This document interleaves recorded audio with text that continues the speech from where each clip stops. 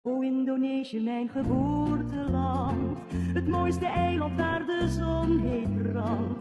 Yang pertama itu pembahasan. Teori postkolonialisme melihat kolonialisme bukan sekedar peristiwa sejarah yang telah berakhir, melainkan struktur kekuasaan yang masih hidup dalam cara berpikir, budaya, bahasa, dan sistem ekonomi global. Meskipun negara-negara bekas jajahan telah merdeka secara formal, pengaruh kolonial tetap bekerja melalui dominasi wacana barat yang dianggap universal. Karena itu, teori ini berfokus pada upaya membongkar mekanisme halus tersebut serta memberi ruang bagi suara-suara yang selama ini terpinggirkan dalam hubungan internasional. Selanjutnya ada rumusan masalah. Permasalahan utama yang dikaji adalah belum sepenuhnya tercapai kemerdekaan substantif negara-negara non-barat akibat relasi kuasa yang masih menempatkan barat sebagai pusat dan pihak lain sebagai subordinat. Kondisi ini melahirkan ketimpangan global dalam bidang sosial, budaya, dan politik yang merupakan warisan kolonial. Selain itu, teori hubungan internasional arus utamanya kerap mengabaikan pengalaman historis masyarakat non-barat sehingga gagal menjelaskan ketidaksetaraan yang terus berlangsung hingga saat ini. Pertanyaan penelitian.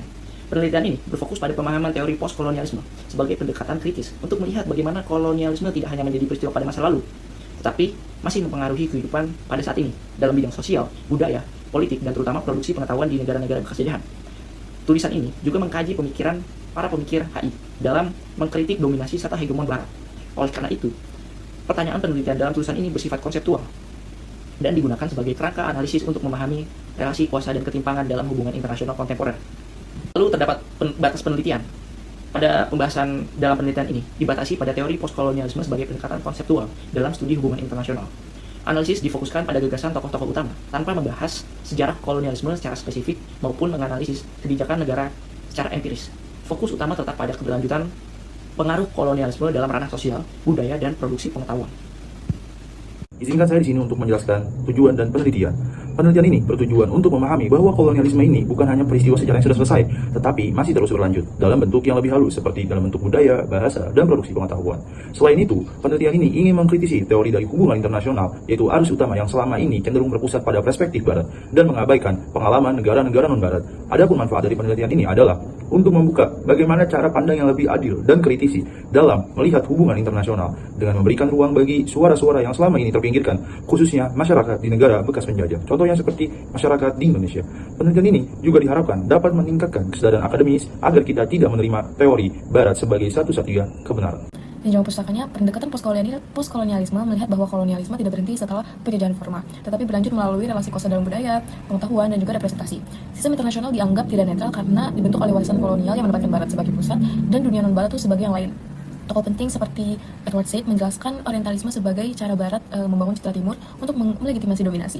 Homi Bhabha menyoroti hibriditas dan mimikri, sedangkan Gayatri Spivak itu mengangkat isu subaltern yang dimana kelompok yang sulit bersuara dalam struktur global. Kerangka berpikir dalam penelitian ini menggunakan teori postkolonialisme dengan mengacu pada 3 pemikir utama. Yang pertama adalah Edward. Edward mengungkapkan melalui konsep orientalisme yang menjelaskan bagaimana barat ini membangun citra timur sebagai pihak yang irasional dan tertinggal untuk membenarkan dominasinya.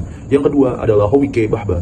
Dia menjelaskan bahwa konsep hibriditas dan mimikri yang menunjukkan adanya identitas campuran antara penjajah dan terjajah, sehingga otoritas kolonial sebenarnya tidak pernah sepenuhnya stabil. Yang terakhir adalah Gayatri Spivak melalui konsep subaltern yang menyoroti kelompok paling terpinggirkan yang seringkali tidak memiliki ruang untuk menyuarakan pengalaman mereka.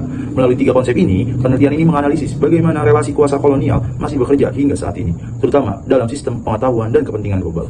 Metodologi penelitian, tulisan ini menggunakan pendekatan kualitatif dengan analisis konseptual dan kajian literatur karena fokusnya bukan penelitian lapangan tetapi memahami teori postkolonialisme sebagai pendekatan kritis dalam studi hubungan internasional. Literatur yang digunakan itu mencakup karya dan pemikiran tokoh seperti Edward Said, Homi Bhabha, dan Gayatri Spivak serta artikel akademik yang relevan.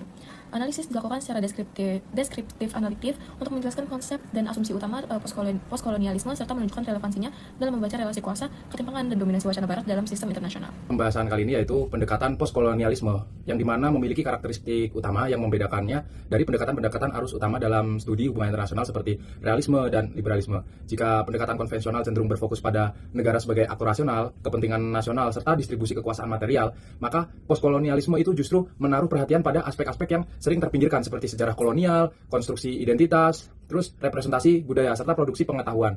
Dengan demikian, postkolonialisme itu tidak hanya mempertanyakan apa yang terjadi dalam politik global, tapi juga bagaimana realitas tersebut dibentuk dan dipahami. Salah satu karakteristik penting dari teori postkolonialisme yaitu menekankan pada kritik terhadap universalitas teori barat yang dimana pendekatan ini memandang bahwa banyak teori hubungan internasional yang dianggap netral dan universal. Kesimpulan dari teori postkolonialisme yang dimana merupakan pendekatan kritis yang berangkat dari kesadaran bahwa kolonialisme itu tidak sepenuhnya berakhir seiring dengan kemerdekaan formal negara-negara terjajah, yang dimana warisan kolonial masih terus beroperasi melalui berbagai mekanisme sosial, budaya, politik, dan terutama produksi pengetahuan yang membentuk relasi kuasa dalam sistem global kontemporer. Oleh karena itu, hadir sebagai upaya postkolonialisme untuk membaca dan memahami realitas global secara lebih kontekstual dan historis.